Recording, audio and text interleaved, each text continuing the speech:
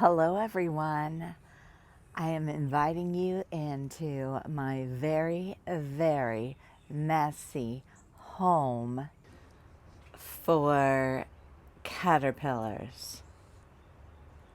And it is in desperate need of a cleanup, but I thought I'd invite you in. Usually I show you after it's clean to show you how messy it can get, especially when the caterpillars get super adorable and big and chunky like this one.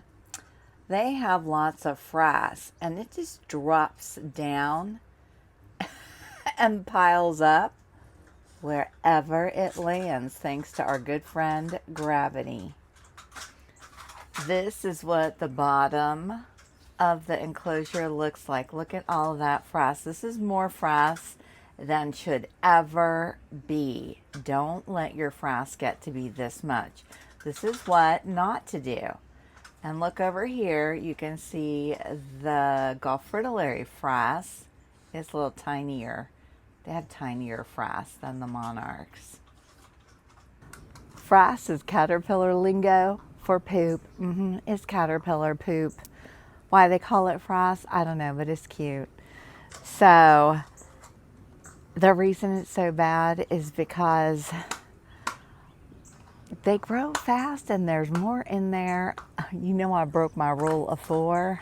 So when there's more than 4 of one type of species, there's a lot of frass and you have to keep up with it. And that's what we're gonna do right now. The background noise for this video is brought to you by this. So if you hear this in the background, that's what's happening. The reason why too much frass is bad, because it's down here. They're not crawling in it. That's why I keep them in all of these lifted random metal, I don't know, what do you call these things? Storage bin basket things. So the frass drops down and they're not in it. So that's a good thing. But frass also creates gas, which rises up. And even though this is a netted enclosure, some of the gas can still get trapped inside, and we don't want that. So we're going to take everything out and clean it out and get some fresh cuttings. Look at all that frass right there. Look at that. And rinse off the current cuttings for all of these adorable little guys. Another nice thing about keeping them in these baskets is it's really easy to lift them up and take the whole thing out, so you get quick access to the bottom of the paper towels. And then these cuttings that have the little piles of frass, I will take out. And actually, you know, the frass, don't you love seeing up close frass? I mean, let me get it in the sunshine so you can have like a really great moment with the frass. It's actually good fertilizer for your garden, so I'll carry it out and just tap it off over some plants. Hello, Mr. Adorable. Hello, adorable people. Just don't tap too hard because you want your caterpillars to stay on. You just want the frass to come off.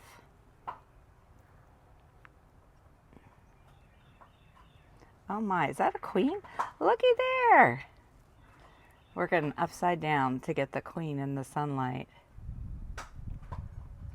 Look at that beautiful queen.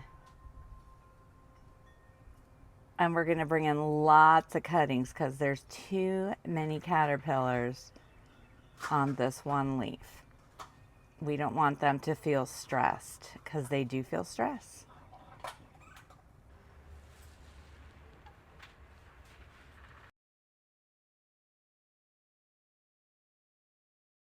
And the way I have this set up is nice because I leave the paper towels in sections so I don't have to take everybody out at once. So right now I'm doing the monarchs, and then when I'm done with them, it'll be the golf fritillaries' turn. And then I'm going to put another set of paper towels in the bottom of the actual basket. This will make it a lot easier to do a quick change, because now that a lot of the caterpillars are getting so big, there is going to be a lot of frass.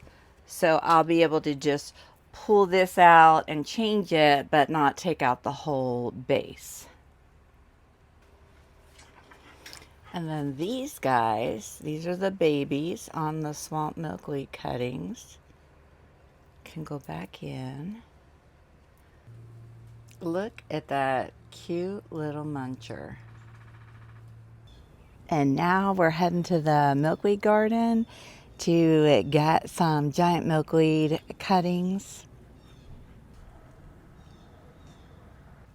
I have found that thicker stems, see that stem coming off there, do better than thinner stems like that one, as far as lasting in just being put in water and staying fresh.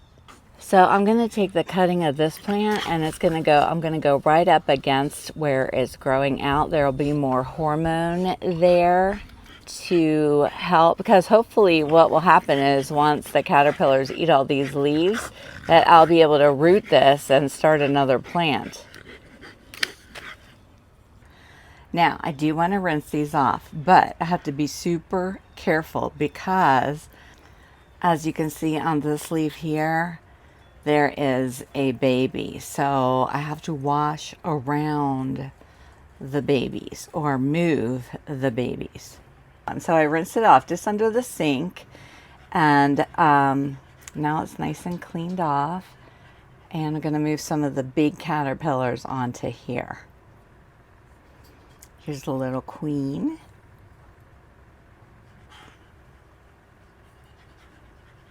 Ringo's been out. He had the zoomies. So he is doing a lot of panting in the background, if you can hear him. All right, there's one baby moved on. This little adorable monarch, I kept putting him over onto the plant, and he kept turning around back to my thumb. So let's see if he'll go now.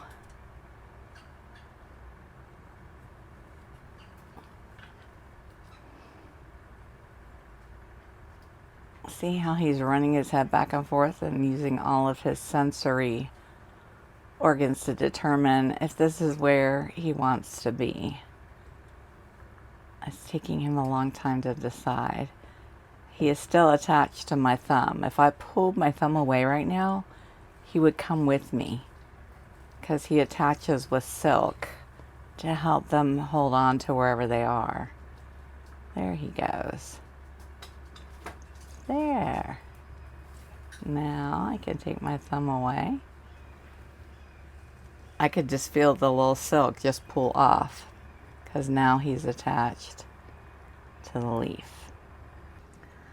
Okay, you guys, this was a lot of work. All in all, I've spent over an hour just cleaning out the monarch section. And there are way too many monarchs in here. Way over my goal of 4 or 5. And you know, it's the beginning of the season thing with me, but the biggest problem is that every cutting I brought in to feed the current caterpillars I have had more eggs and babies on it. So the guys in here, I ended up with just more and more and more. So be careful, because you could end up with a lot of monarch caterpillars, and they're a lot of work to take care of. Yeah, when I was a little girl, I used to have this book that I'd like to read over and over again, and it was called too many kittens, and it was about this little girl that I don't even remember how they got the kittens, but she was going through her house and every cabinet she opened there were kittens, and she kept finding more and more, and I just thought, oh my goodness, that would be the greatest thing. And I have always loved animals, but now I feel like that little girl, except this time my little story would be too many caterpillars. But can you have too many? Can you?